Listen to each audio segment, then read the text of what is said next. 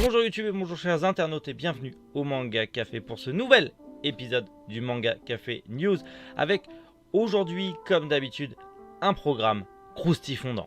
Et on va commencer avec Jujutsu Kaisen qui explose encore une fois tous les records, Panini Manga qui réédite un chef-d'œuvre de la SF, Cobra revient, une suite pour Tali, fille de la lune, le nouveau manga de Yuki Amemiya et Yukino Ishihara, un nouvel éditeur fait son entrée sur l'application manga.io et pour finir une toute nouvelle Nendoroid toute mignonne.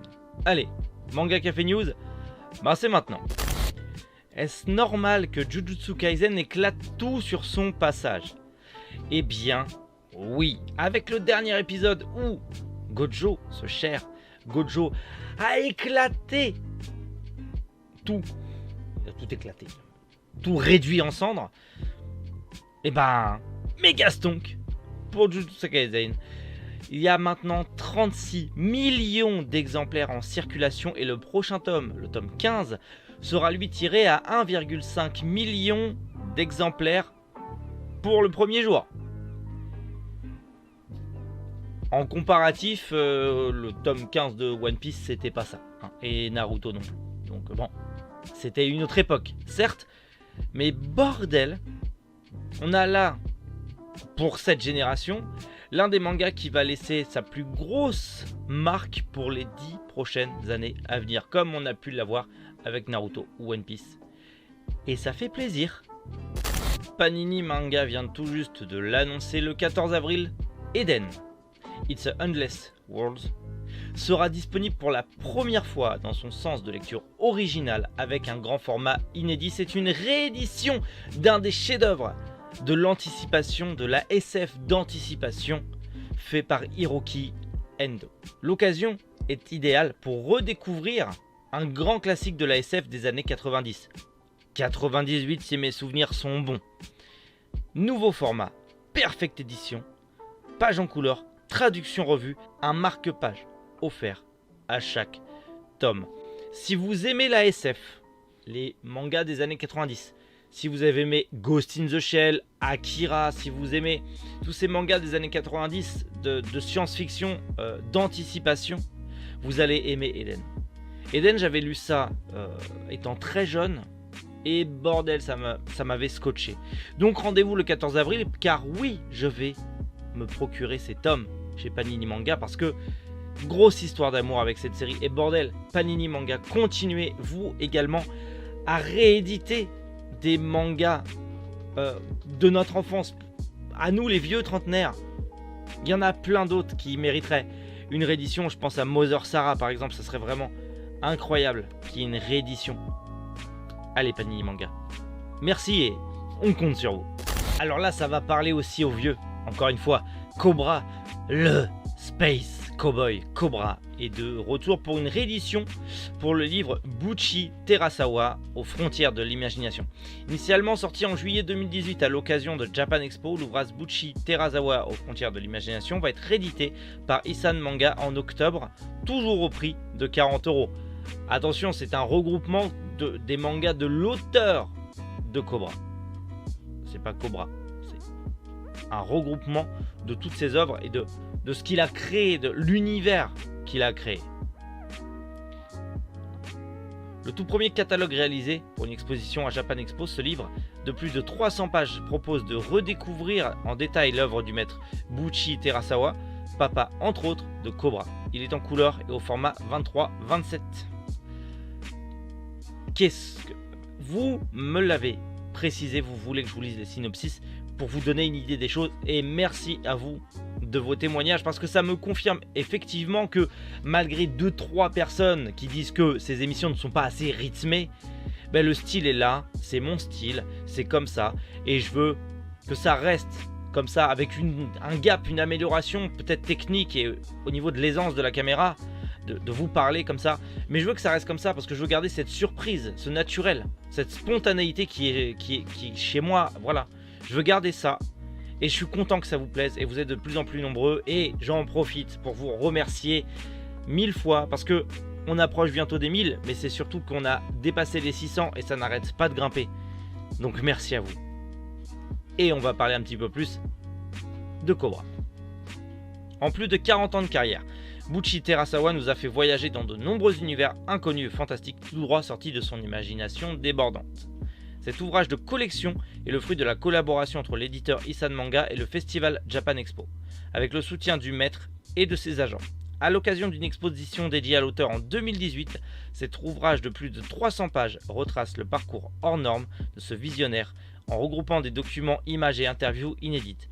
Pour vous faire découvrir ou redécouvrir l'œuvre d'un des plus grands maîtres de la bande dessinée japonaise, en bonus découvrez Sigma 45, un des premiers personnages du maître en version française. Incroyable. Incroyable, donc si vous êtes fan de Cobra ou si vous en avez vaguement entendu parler mais ça vous a intéressé mais sans plus, ok c'est 40 balles, mais c'est un bon premier pas pour découvrir l'univers de Cobra et surtout son créateur. Une suite pour Tali, fille de la Lune. Malgré ses qualités graphiques et narratives, la série Tali, fille de la Lune n'aura pas de suite chez Ankama. Son auteur, Surya, ainsi que l'éditeur l'avaient d'ores et déjà annoncé il y a plusieurs semaines que le tome 3, sorti le 22 janvier, serait le dernier chez Ankama. La faute à un succès pas assez fort pour une société aussi grosse. Webedia, tout ça tu connais. Cependant, l'aventure Tali n'est pas finie. Attaché à son œuvre, Surya tient à la poursuivre et à l'achever, et fait appel pour cela au soutien des lecteurs comme cela se fait régulièrement. Toutefois, c'est via son compte Patreon qu'on peut aider l'artiste via des formules d'abonnement qui lui permettront de poursuivre son projet étape par étape afin d'arriver au bout des 2 derniers volumes de sa série.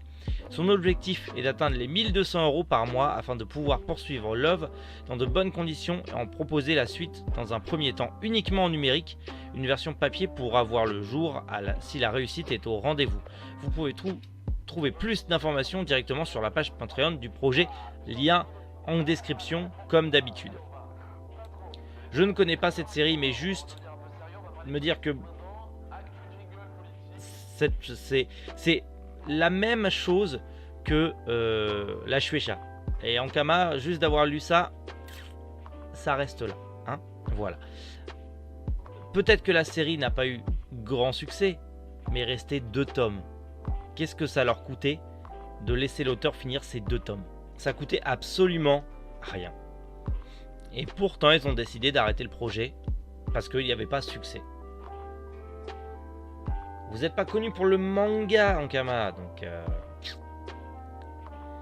c'est pas le manque de succès de l'auteur. Alors peut-être que c'est pas terrible, mais je trouve ça dommage. Mais alors qu'est-ce que c'est Tali, fille de la Lune? Dans un univers fantastique, un seigneur féodal élève seul sa fille adoptive Tali, descendante des dresseurs, un peuple disparu possédant un pouvoir fabuleux mais aussi très dangereux. Cachée aux yeux de tous, la princesse entama alors un grand voyage vers les rives de l'Ouest à la recherche de ses origines et de ce mystérieux pouvoir. Ça m'a l'air intéressant. Ça m'a l'air intéressant. Juste d'avoir lu le synopsis, période féodale, déjà c'est toujours très intéressant d'avoir des périodes historiques assez intéressantes et de rajouter de la fantaisie dans des périodes historiques ayant déjà existé. Je trouve ça intéressant. À voir, écoutez, j'essaierai de m'y intéresser, peut-être d'en parler et potentiellement aider cet auteur à finir son projet. Je vais essayer de trouver les bouquins, de les lire et d'essayer de soutenir cet auteur pour qu'elle puisse terminer ce projet. Je m'y engage. Affaire à suivre. Yuki Amemiya et Yukino Ichihara reforment leur duo pour un nouveau manga. L'inséparable tandem bien connu chez nous pour les mangas Seven Ghosts et Battle Rabbit viennent de lancer leur nouveau récit conjoint au Japon. Une nouvelle œuvre qui a pour titre mélancolique Long Goodbye My Honey, qui a démarré hier dimanche 28 février dans l'édition datée d'avril du magazine Comics Zero Sum de l'éditeur Ichi Junsha. A l'occasion, la série a fait la couverture de la revue, tandis que le premier chapitre a bénéficié du double page couleur et des visuels qui vous pouvez voir ci-dessous. On va regarder ça. Bon. Les mangaka narrent ici un drame fantastique dans lequel il existe un monde entre la vie et la mort, donnant une possibilité aux potentiels défunts de revenir, changer leur destin sur Terre. L'héroïne trouva quelque chose d'important dans cet univers.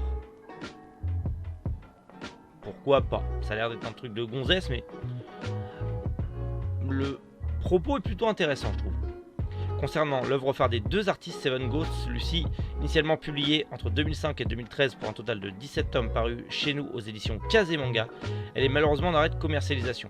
Même constat pour Battle Rabbit, courte série en 4 volumes proposée chez Doki Doki il y a quelques années qui devient difficile à se procurer. Eh bien, peut-être que ce prochain manga sortira chez nous et qui sera plus simple à se procurer, à faire, à suivre comme d'habitude. Un éditeur que j'ai connu grâce à vous, en fait, grâce au Manga Café News, l'éditeur Manhead rejoint le catalogue manga.io. Manga.io, c'est une application sur laquelle on peut lire en fait des mangas, des scans, des mangas en numérique. Hein, voilà, c'est des mangas en numérique. Je crois que c'est faut payer un abonnement, un truc comme ça. Je connais pas parce que j'aime pas lire en numérique. Mais voilà, la plateforme de lecture de manga à l'abonnement, ça confirme ce que je disais. Manga.io a annoncé l'arrivée d'un nouvel éditeur dans son catalogue, Manhead, jeune maison d'édition qui s'est lancée l'été dernier avec la série Battle Through the Heaven. Ok, c'est pour ça que je connais pas, ça vient de sortir. Battle Through the Heaven, qu'on a parlé récemment d'ailleurs, s'ajoute donc au catalogue de la plateforme aujourd'hui. Pour rappel, cette série signée Tian Cantu Du et Zhu Hongbing, putain c'est dur à dire, est un webcomic chinois lancé en 2012, qui a aussi été publié en format papier en Chine. Il s'agit d'une longue aventure puisque plus de 300 chapitres et 48 volumes ont été publiés. Ok, bon, ça rigole zéro quoi. La maison d'édition a pris quand même une grosse série, c'est un gros pari, mais autant ça peut faire Kingdom 2, quoi. Ça peut avoir un succès de malade. Pour rappel, Manga.io est une plateforme de lecture de manga à l'abonnement proposant désormais plus de 1080 chapitres de manga en collaboration avec 7 maisons d'édition, donc Black Box, vous savez mon amour pour cette maison d'édition, Imo, Kotoji, Mao, Manhead, Naban et Nazca. C'est des maisons d'édition indépendantes.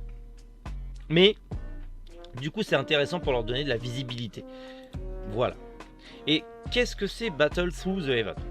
L'histoire se déroule sur un continent où les arts martiaux sont utilisés avec du Duki, une sorte d'énergie qui fait penser à de la magie sans en être. On suit l'aventure de Xiao Yan, putain c'est dur, un jeune homme qui était le plus puissant de son clan et qui du jour au lendemain perd tous ses pouvoirs et devient la risée de tous. Seul son père et Yoon, une fille aussi belle que puissante, garde confiance en lui. Son aventure commence vraiment quand ses fiançailles avec l'héritière d'un puissant clan sont rompues et qu'il fait la fameuse promesse des 3 ans. En 3 ans, il jure de devenir plus fort que son ancienne fiancée afin que le clan qui l'a rejeté regrette son choix. Ça a l'air cool, particulier, mais cool. Ça me donne... Enfin, est-ce que c'est pas trop long? Est-ce que c'est pas trop chiant? Ça me donne quand même envie de le découvrir, de le lire, parce que le propos a l'air fortement intéressant. Et encore une fois, c'est dans un monde médiéval, fantastique, enfin féodal pour le coup, fantastique. En vrai, ça pourrait être ultra intéressant. Et peut-être potentiellement l'un des nouveaux best-sellers du manga. Donc, affaire à suivre comme d'habitude. Et aujourd'hui, on termine pas avec des sorties manga, mais avec une nouvelle Nendoroid, toute mignonne. Alors, c'est un personnage que je ne connais pas, pas du tout même, pas du tout. Mais bon, quitte à parler de Nendoroid, je suis pas obligé de parler non plus que de Nendoroid que j'apprécie. Donc, voici Aoi Inami qui arrive en Nendoroid. C'est le personnage de Bottom Tier Character Tomozaki. Je sais pas ce que c'est. C'est une série pour gonzesses, vu le caractère design de la Nendoroid. Bon, bah, c'est une petite Nendoroid, une sorte d'écolière. Je sais pas trop ce que c'est. Je vous dis, je vous connais pas la série. Elle sera à 1000. Wow, j'ai du mal aujourd'hui. À 5200 yens, ce qui fait 40 € à peu près, hors frais de port. Bon bah voilà, si vous aimez la série ou si vous connaissez le truc ou si vous êtes un amateur de waifu comme vous appelez ça, vous les jeunes, et eh bien voilà, vous avez une Nendoroid, une petite collégienne d'un personnage que je connais pas, mais comme d'habitude ça reste Nendoroid, donc ça reste de très belles petites figures. Voilà pour les news d'aujourd'hui. Merci à tous pour vos retours encore une fois sur les Manga Café News, ça fait plaisir. Annonce entre guillemets importante, le jour où j'ai tourné cette vidéo, donc aujourd'hui, lundi 1er mars, est sortie, est née la chaîne secondaire. Donc Merrick Manga Café VOD, qui est en fait une chaîne où il y aura les rediffs Twitch, pas toutes les rediffs Twitch, parce que ça me ferait beaucoup de boulot, parce que je stream beaucoup. Mais il y a, on va dire que ça va être une chaîne où il y aura beaucoup de rediffusion Twitch. Là aujourd'hui est sorti la rediffusion du live qu'on a fait sur Super Nani. Voilà, donc allez-y. Et je pense, on a commencé sur Twitch Batman Arkham Asylum. Voilà, il est là.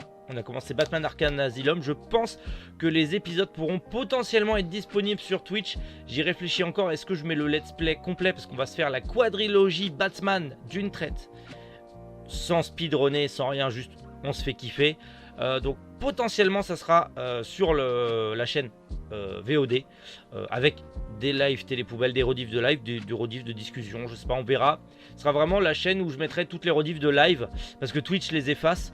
Donc potentiellement si vous voulez revoir ou voir des lives que vous n'avez pas pu voir ou tout simplement vous ne pouvez pas, vous n'avez pas envie d'aller sur Twitch et vous voulez quand même voir des lives, et bien c'est en description, vous avez la chaîne secondaire en description, voilà, donc j'en fais la pub une fois de temps en temps pour dire qu'elle existe, et puis voilà, abonnez-vous à cette chaîne secondaire si vous voulez voir les lives, et potentiellement peut-être des best-of ou d'autres trucs que je ferai que sur cette chaîne là, peut-être des vlogs aussi que je ferai que sur cette chaîne là pour pas trop pourrir la chaîne principale. Donc voilà, petite annonce, je vous le dis comme ça, je vous le place comme ça, vous en faites ce que vous voulez. En attendant, de toute manière, nous on se retrouve demain 7h du matin, comme d'habitude, pour encore une fois des news croustifondantes. En attendant, prenez soin de vous et passez une agréable journée. C'était Méric. Boujou, les internautes.